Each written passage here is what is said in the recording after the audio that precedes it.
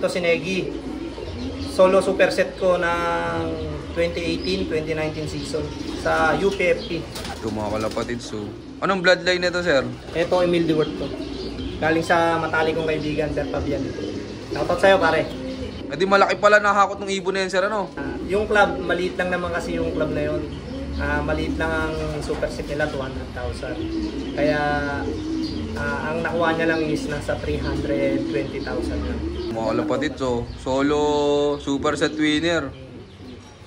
Hanggang saan yung final lap nan, sir? Taklo. Takloban din, ano? Talagang magaling ka, sir, sa mga duluhan, ano? Nakakatsamba lang po tayo. Napapatapat lang. Yung gamit mong gamot, yun pa rin. Yun lang din. Yun lang din yung sistema ko. Hindi naman po tayo magamot sa hayop. Inano ko lang din po sa sarili ko bilang dating atleta. Siyempre, naglalaro tayo ng basketball. Kung ano yung iniinom namin vitamins, ganun lang din po ini-implement ko sa hayop ko. Kung ano yung kailangan namin pahinga, yun lang din po yung ini-implement ko. Kumbaga, kung ano yung ginawa sa akin, yun lang din yung tinuturo ko sa hayop ko.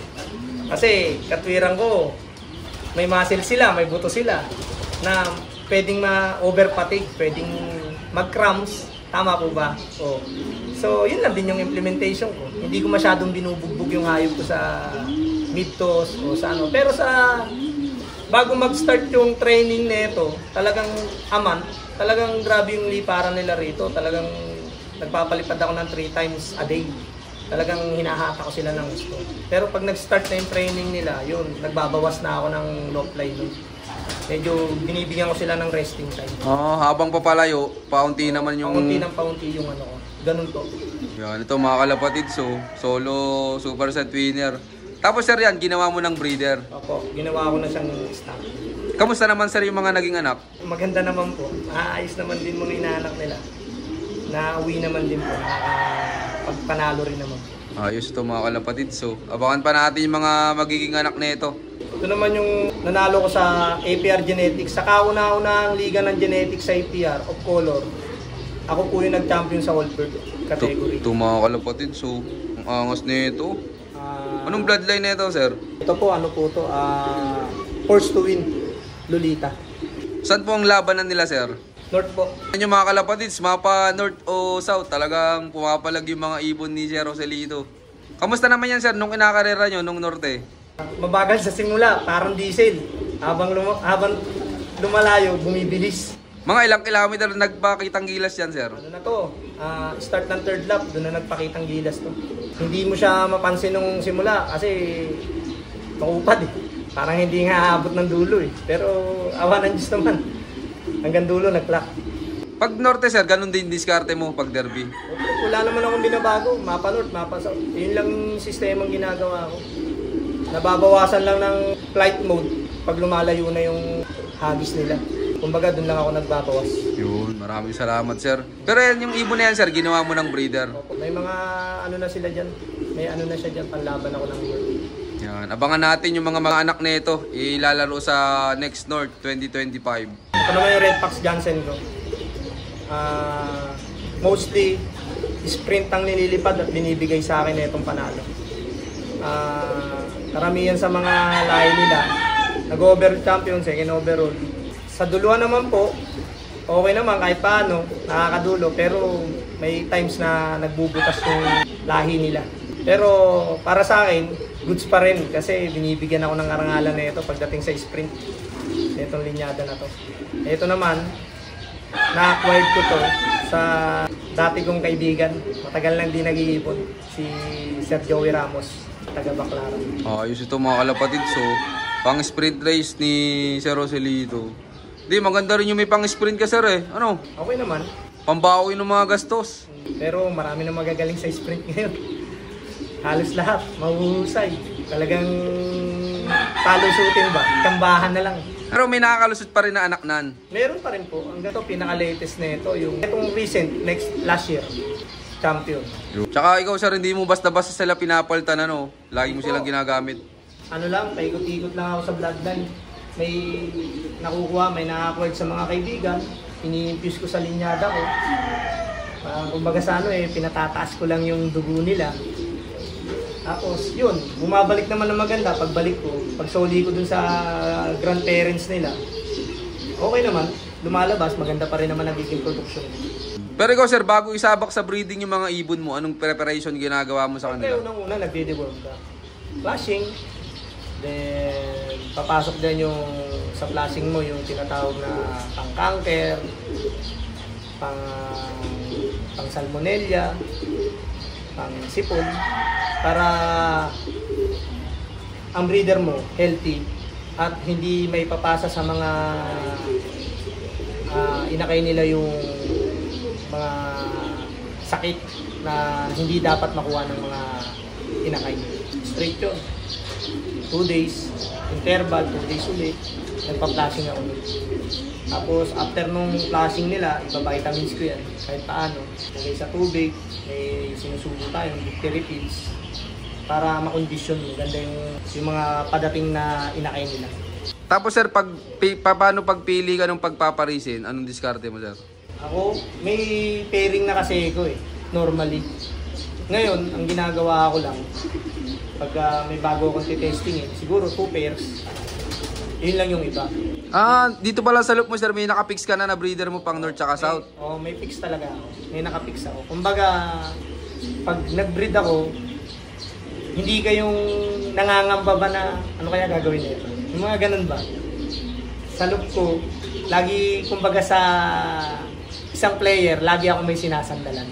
Kumbaga, alam ko sa mga kalapati ko na yun, pag pinaabot mo ng ganong kano yun, alam ko na yun na may gagawin. Ito si 32. Ito yung sinasabi ko sa inyo kanina na naalisan ko ng pares, lap ng Tacloban. Nakatop siya ng 25 minutes. So, ginawa ko siyang breeder. Siya yung nag-produce ng overall champion ngayon. Bali apo niya. So, yung dalawa niyang naging anak, way back 2021 or 2022, parehas nag-superset yung dalawang anak niya. Sa APR at sa WPFC. Ayos naman sir, ibinawi ka pagdating sa breeding, ano? Pero syempre, yung pagkakamali ng pansier, alam mo yun, yung nangyari na yun. So, yun yung iniwasan kong maulit. So, yun. Awa naman ng Diyos. Halos lahat naman ng na-produce niya gumagalaw. Ayos to mga kalapatid. So, ano na to sir? Bloodline? Ito yung bloodline ng Van der Wegen tsaka ng Colson. Okay. Sir, baka magtanong na viewers natin mag-out ka ba ng mga magiging anak nan? Pwede naman po. PM nyo lang po ako. Pasilito Mendoza po.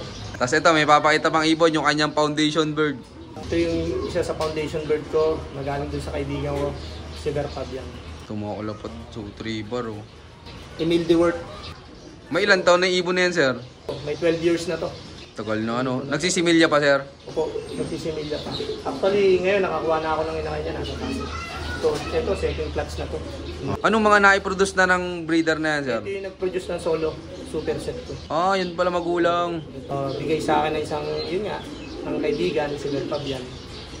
Itong bloodline na to. So, abangan pa natin yung mga magiging anak nito.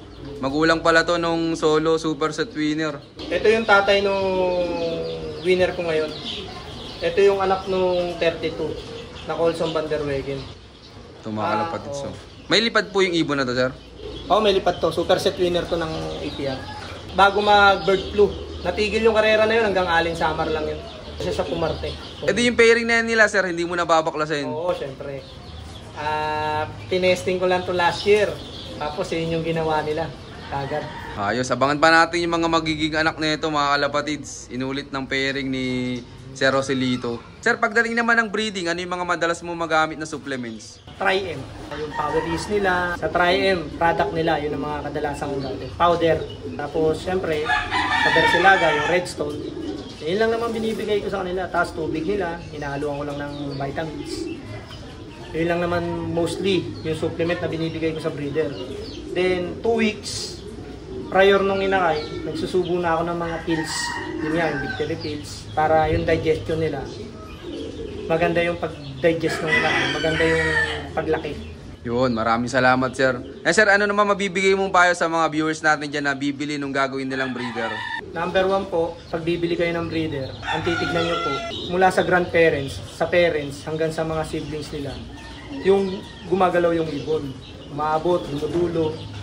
Hindi man sa mga unang karera niya, pero makikita nyo yung potensyal ng ibon. na kaya kayong ipanalo.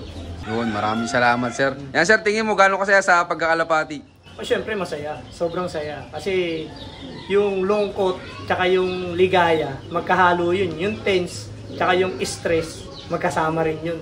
Syempre, hindi mo alam kung lalo pag mga last lap, hindi mo alam kung ang ibong mo ba dadating pa o hindi na. Syempre, nandun yung doubt, nandun yung pangamba.